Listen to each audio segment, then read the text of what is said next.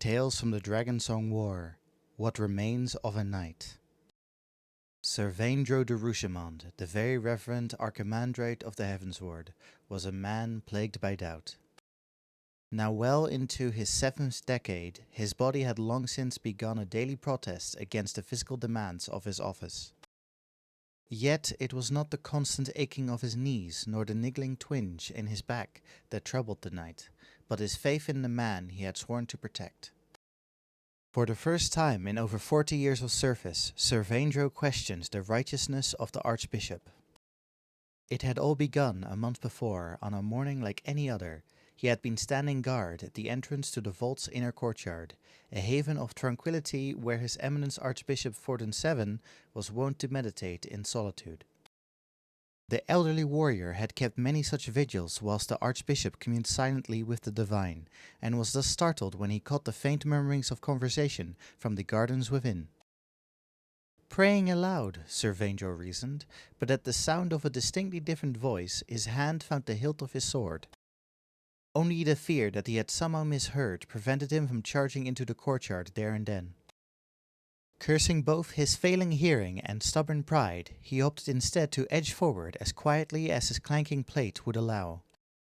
Craning his neck to see past the flowering creepers, he sought about for an intruder, and all but lost his balance when he espied his master in hushed conference with a man in black robes, a paragon. First Inquisitor Charibert de Lusignac had never been a patient man. Though his was a divine calling, he could not help but curse the sparsity of heretics upon whom to practice his craft. The unannounced entrance of his most incompetent apprentice did little to improve his mood. The boy shuffled in startlingly, his body seemingly in disagreement with his feet, shooting nervous glances about the chamber as he came. Finally, after fixing his gaze somewhere below Charibert's chin, he gingerly proffered an envelope. "And this is—" Plucking the missive from the novice's quivering hand, Charibert noted that neither the parchment nor the featureless wax that sealed it bore any hint as to the identity of the sender. "A man in black robes gave it to me. He offered no name." "And you did not think to ask," he observed silently, his lip curling as he imagined how he would punish the boy. Still staring at him, Charibert extended his index finger towards the seal and conjured a tiny tongue of flame, melting the wax but leaving the parchment unsinged, a reminder of his skill as a pyromancer and torturer, not lost on his apprentice. When the heat had done its work, he drew forth the letter with a flourish, his severe expression gradually giving way to one of unholy glee as his eyes danced back and forth across the page. A divine calling indeed. Gazing out over Isgard from the highest battlements of the vault, Sir Vaindro scarcely felt the icy sting of the night air upon his cheek. For what felt like the 100th time, he asked himself what it was to be a knight of the Heavensward, only for the rote reply to chime in, as it always did.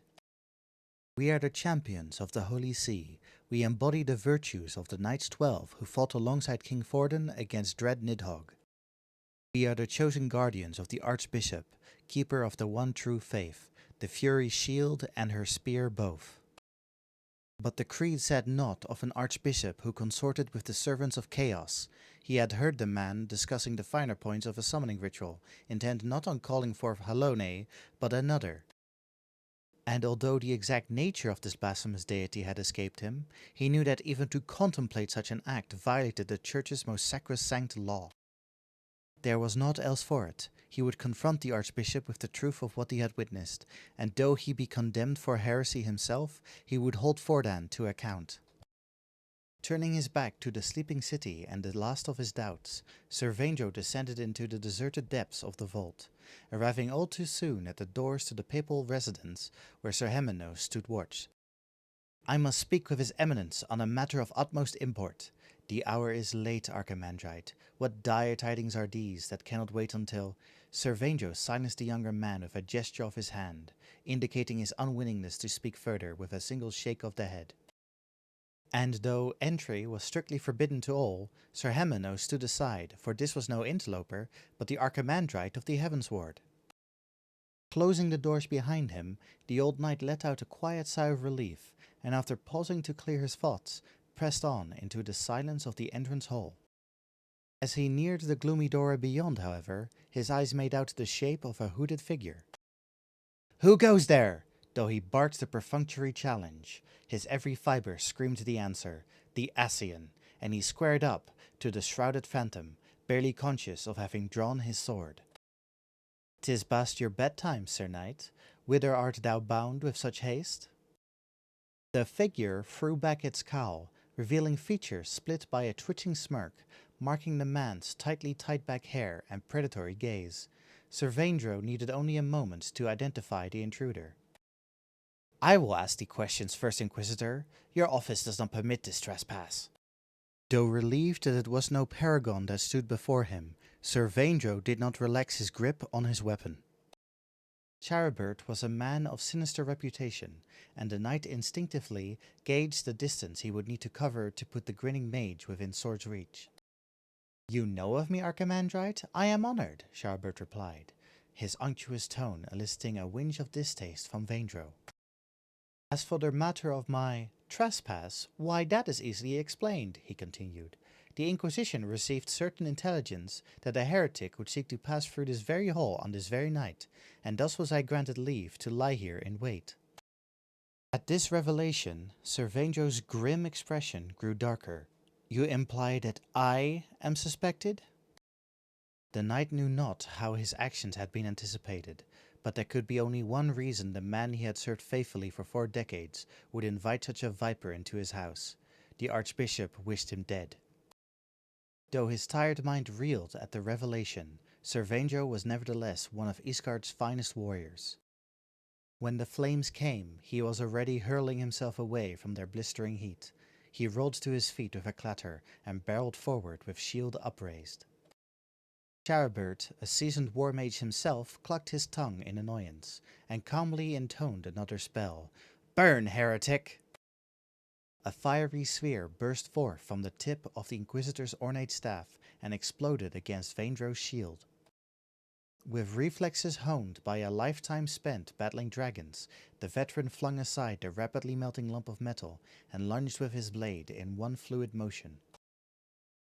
For all your creaking, you do your order proud, old man." Though a timely backward leap had saved his eye, Charibert bled freely from a cut running down his right cheek.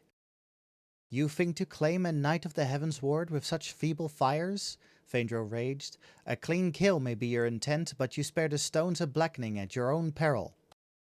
The Inquisitor had indeed been holding back, meaning to boil the aged warrior inside his armor without leaving a mark on the marble. And now it seemed his miscalculation would prove his downfall. The last exchange had left him with his back against the wall. He would have no time for lengthy incantations. Yet even though every advantage now lay with his opponent, he could not help but smile. "How fine it is to fight a wolf after so many sheep," Charibert purred. "I shall remember you with fondness, Sir Vaindro." The following morning, somewhat earlier than was his wont, His Eminence Fordan VII emerged from his chambers. Beyond the entrance hall, a sleepless Sir Hemenost yet stood at his post, while Sir Felguin de Bourbane waited patiently to accompany the Archbishop to morning mass. "Sir Vaindro came to me last night to announce his retirement," Fordan announced in a quiet voice. "Beg pardon, Your Eminence?" he said naught of. "The Archimandrite has resigned." The Archbishop nodded gravely. As a man past the prime of life, he confessed the burdens of knightly service had begun to take their toll. We spoke at great length upon this and many other things until the small hours of the morning. Fordan glanced back towards his residence. "Sir Vaindro now takes his rest in the antechamber, and I would not have him disturbed. We old men need our sleep." Emotions warred across the faces of both Sir Hemenost and Sir Felguin as they contemplated how such a decision must have pained their pious commander. Of any knight living, Sir Vaindro had been the staunchest advocate of the Heavensward and its sacred duty, but what was done was done. Leaving their comrade to his most well-deserved rest, the 2 knights took their places at the Archbishop's side and departed for the cathedral. Some few days later, the Holy See officially announced the retirement of Sir Vaindro de Rouchemont from the Heavensward and introduced Sir Zephyrin de Valherdine as the Order's new Archimandrite. Addressing Sir Vaindro's conspicuous absence at the anointment ceremony, the Archbishop explained that the knight had begged leave to depart on a pilgrimage, a final wish for peace and solitude that the Church could hardly deny. And thus did the Heavensward lose its last true champion, his passing marked by little more than a faint scorching that yet marshed the cold stones of the papal residence's entrance hall floor. Thank you for listening to Tales from the Dragonsong War, What Remains of a Night.